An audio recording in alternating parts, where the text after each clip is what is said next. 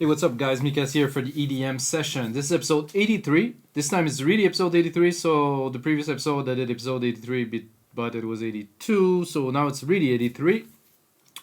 So we continue on this series where we're mastering tracks. So previously we first composed those tracks, second we arrange and mix those tracks and actually put some extra work onto it to make it like complete finished releasable track, and now we're gonna master those tracks and they will actually be out on a compilation called Sessions on our label Progressive Grooves Records once I'm done with all of them, of course.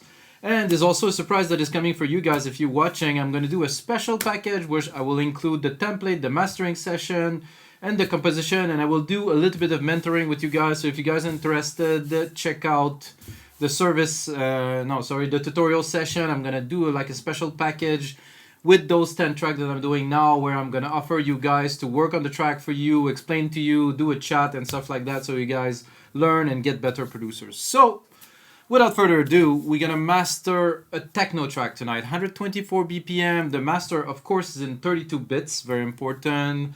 96 kilohertz, this is how we set the DAW here, 96 kilohertz, 32 bits, and it is techno track. I don't know, for me it's a bit classicy because of the sound. For you guys it will sound maybe like something else, because music is subject to opinions, and sometimes a progressive track make the top hit of techno. So yeah, that's it. I'm using Waves plugins, strictly really the Waves plugins. I don't use anything else, and it is a chain that will also of course be available as a template on WeMakeDanceMusic.com. So when I'm done with this very project, it's gonna go online. You guys gonna be able to get it for $5, which I think is a very good deal to get a mastering chain plus a bit of a tutorial to use it. That's all you need, I think. So let's have a listen to the track a little bit. What I like the most about this track is those random vocal part that are through the track, and every time exported the vocals are different. So this is a new version and it's different than the previous one that when I was composing it, because the vocals are vocal cloud randomness. So I'm gonna go a little bit further. So I play with those blocks with the pitch shift. The bass is very techno-y. I try to keep it minimal, not too much. I have quite a bit of headroom to play with, as you can see here. Sorry. Let's do the headroom here. Make sure that we're maximizing the loudness to start with, if we have some room.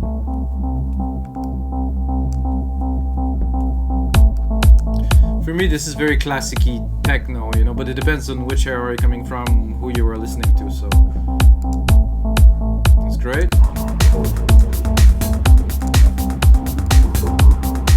And here are the percussions, then it builds up a little bit.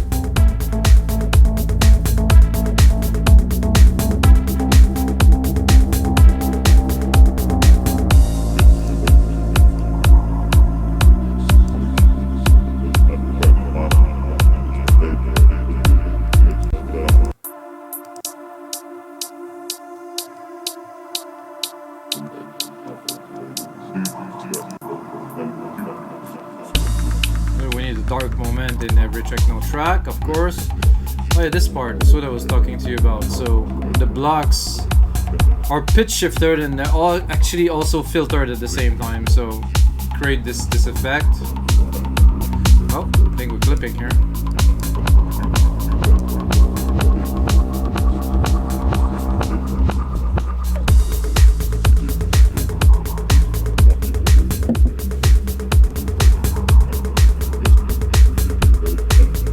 It's alright to start processing the mastering when I choose a part that is busy like this.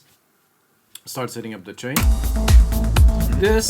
We start with this. This is only mostly for gain staging, to make sure we have enough, and we are at 2.5, so we get 2.5 dB of gain here, so that's good. So when you master, when you mix, you leave a bit of room, and now I just recapture a little bit of that room.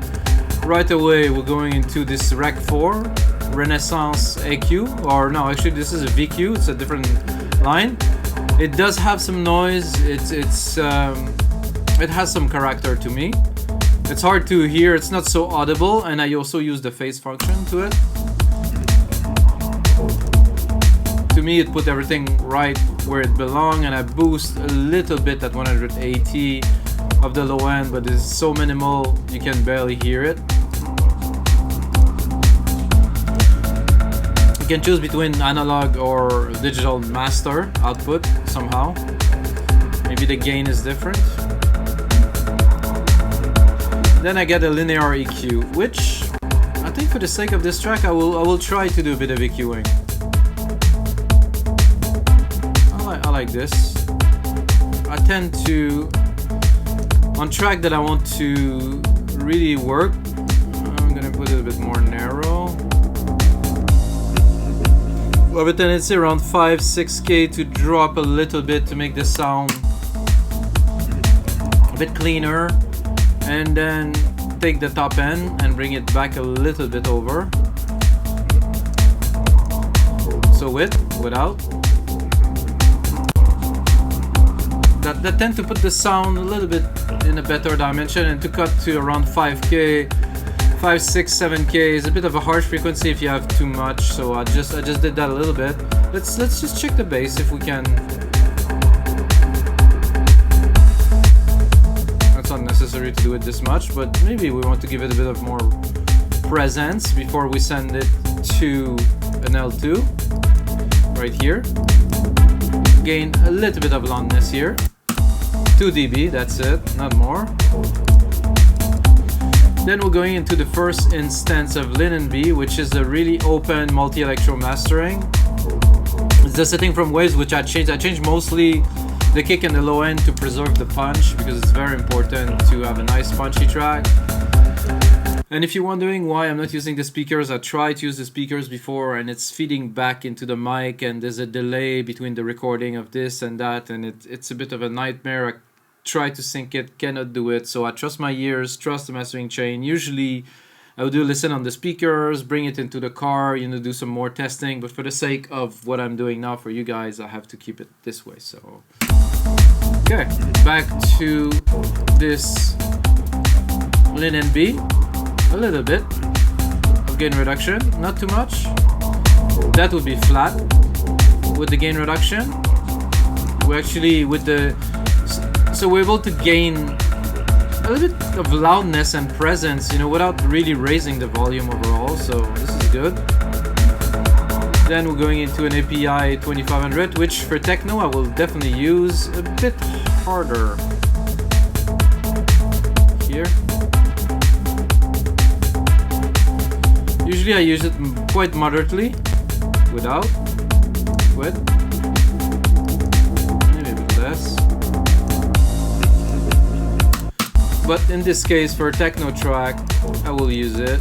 SSLG channel, yes, it's a techno track. For me, techno has to be warm, has to have dimension. You need to have like a presence that is special.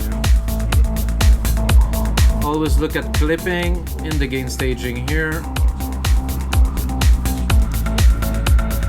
So far so good. We still have a lot of bedroom to play with. Then we're going into a center, which is to put the sides where they belong. So I think we have some room to bring it up. Always leave some room, make sure there's no clipping from a plugin to another one. So without, with. So I'm gonna say it in every episode, this give you an illusion of a fuller, louder sound when it isn't. It just places it in the speaker in a different way, which is a process which I really don't understand just yet. It's a stereo field. It just worked. This is an amazing plugin. I've been using it for many years to make the track literally bigger. Then we're gonna go on a Kramer tape, which I use very lightly on this track at least.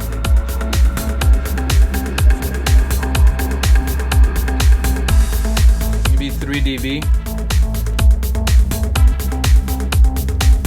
Where's the GR? How can I see the gain reduction?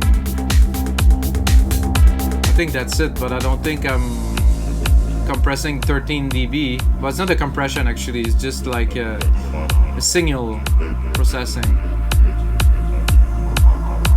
Oh, floods. Anyway, I'm using it just slightly.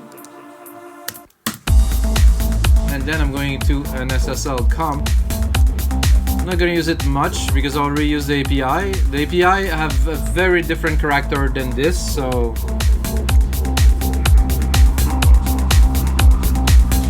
to me the API work a lot more in the low end, while this would glue the whole track together, all of the compressions, all of the frequencies included, while the API did more like to the low end, to the kick. So am I clipping? Oh yeah, I am clipping on the output of that. Gonna drop the gain here. The gain to 0, as a matter of fact. Minus 1.1, we're good. Let's see in the comeback here.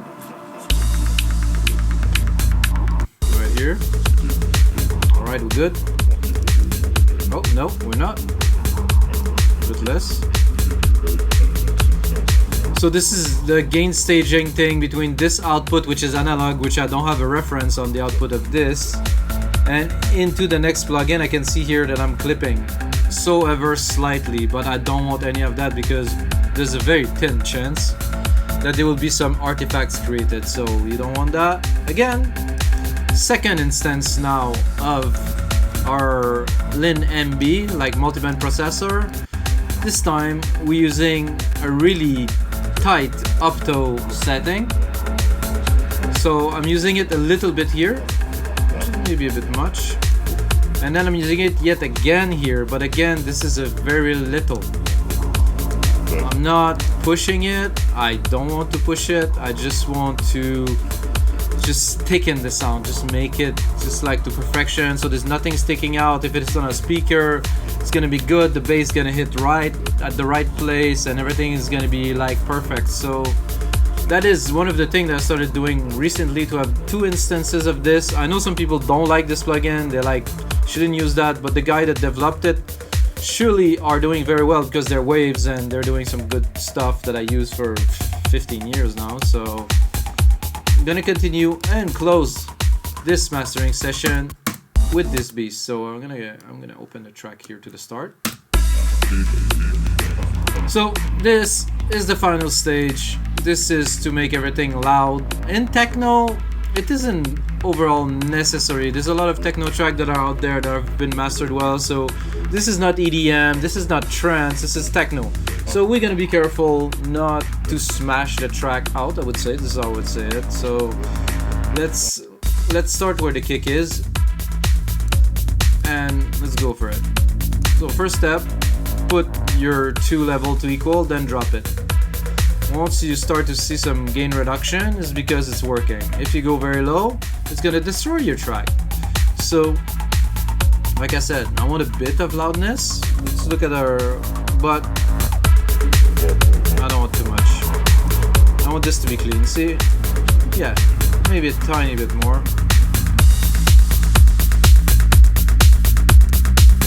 So we stay mostly under minus 10 LUFS.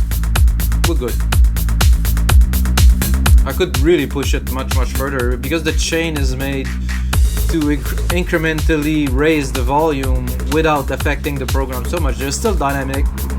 It's not super pushed, but it forms some characters. It forms some nice chunky thickness, you know, to my opinion at least, guys. It's for you to judge. And of course the audio of this episode will not be touched, so I will just put some sidechain onto my voice so you can hear me speak over the music. But the output from the start until the end is not, so you can, if you're listening to this part now which is mastered, you can go back to the start, listen to the track, and you're gonna see there's a huge difference. So I'm gonna let it run a little bit for you guys so you guys can enjoy the work. I think we're done with it, so I'll let it run for a little bit.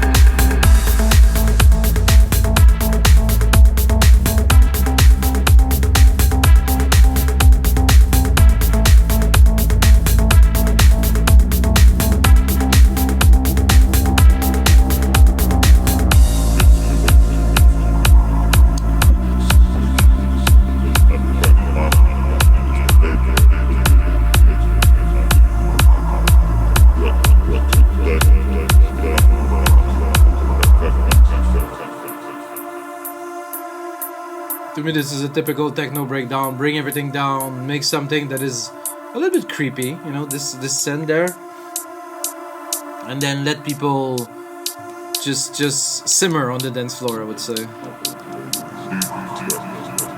Make them hallucinate a little bit, you know.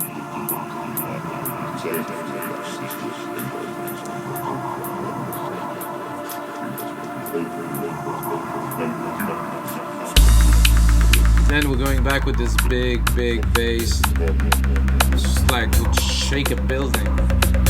And then these blocks again with the rise.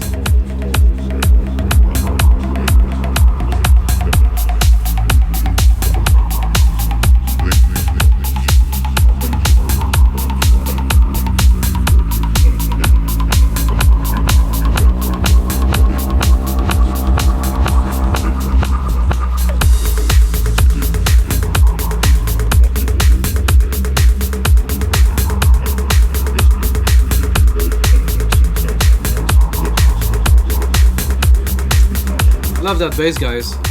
So guys, this is it for episode 83 of the EDM session. If you like this track, the template's available on WeMakeDanceMusic.com. I don't even use a single plugin, it's only Logic. I also have how I compose this track for only $5. Different levels of this production. The final track will be out on Progressive Grooves Records in a compilation. It's called The Cells by me, Mikas. If you have a second, put on my name in Spotify. There's a lot of music, Apple Music, if you're in there. And that's it, guys. This is episode 83 of the EDM session. And of course, until next time, may the sound be with you guys.